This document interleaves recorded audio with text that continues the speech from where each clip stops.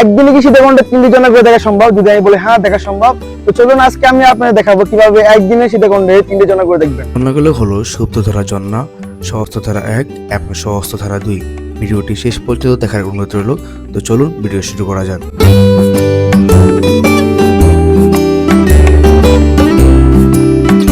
আজকের ঝর্ণাগুলোর লিস্টের ভিতরে প্রথম ঝর্ণা হলো সহস্রধারা 1। বাংলাদেশের যে কোনো প্রান্ত থেকে সর্বপ্রথম আপনাকে আসতে হবে সীতাকুণ্ডের ছোটধারা ঘাট বাজারে।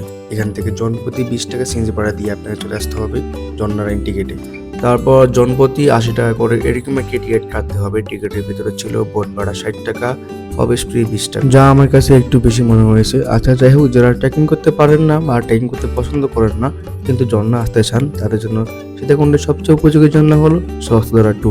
সিঁড়িগুলো দিয়ে উপরে উঠতেই আমরা দেখতে পারি এমন একটি মনোমুগ্ধকর সুন্দর দৃশ্য যা আমাদের সবাইকে অবাক করে। আমরা কিছুক্ষণ এই সৌন্দর্য উপভোগ করে উঠে পড়ি বোটে। মাত্র 5 মিনিট বোট জার্নি শেষ করে আমরা বোট থেকে নেমে 2 মিনিট হাঁটার পর এই সুন্দর ঝর্ণাটাকে দেখতে পাই।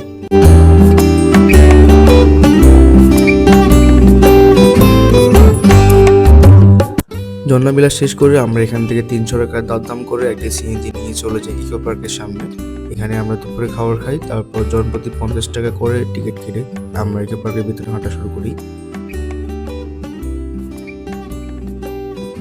আমরা প্রায় 20 থেকে 30 মিনিট হাঁটার পর দেখা পাই সুপ্তধারা ঝর্ণার। তারপর আমরা সিঁড়ি ধরে নামতে থাকি, আর সিঁড়িগুলো অনেক পিছলা, যারা আসবেন অবশ্যই সতর্কতার সাথে সিঁড়িগুলো পাড়ি দিবেন। সিঁড়ি থেকে নামার পর আমরা আরো 10 মিনিট হাঁটার পর আমরা দেখা পাই আমাদের আজকের কাঙ্ক্ষিত তৃতীয় ঝর্ণাটি।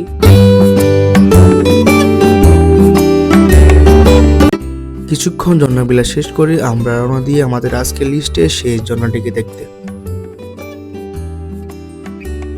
প্রায় আধা ঘন্টা হাঁটার পর আমরা দেখা পাই আজকের লিস্টে 3 নম্বরের ঝর্ণা। তারপর আমরা সিঁড়িগুলো দিয়ে আস্তে আস্তে নামতে থাকি। আর আপনাদেরকে বলে দিই, সুপ্তধারা ঝর্ণা এবং সহস্রধারা 1-এ অনেকগুলো সিঁড়ি আছে, তাই সিঁড়িগুলো দিয়ে নামতে হবে এবং উঠতে হবে। সিঁড়িগুলো থেকে নেমে 5 মিনিট হাঁটার পর দেখা পাই আমাদের আজকের লিস্টে 3 নম্বরের ঝর্ণা।